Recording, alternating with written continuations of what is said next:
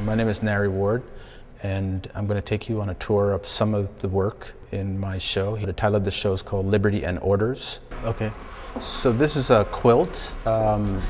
Basically, as you can see, it's made out of pretty familiar things, spoons, and not so familiar things like a megaphone. It's a kind of subtext to the show where there's this notion of comfort, but at the same time there's anxiety about what that comfort represents and what you give up as a result of that comfort. The idea behind this piece was to take the citizens' rights, sometimes I guess people sometimes call them Miranda rights, but these are actually the citizens' rights, or sometimes called the right of the accused, and take those rights and in some ways normalize them.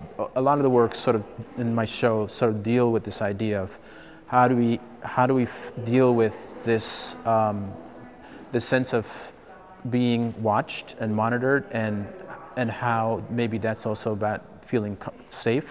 So the piece was actually my reaction to the Patriot Act and the sort of the power of a lot of law enforcement authorities to basically detain you or do what they needed to feel secure, or for the citizen in general to feel secure. But I really got intrigued with, after getting my citizenship, I got intrigued with this side and the Patriot Act coming into place.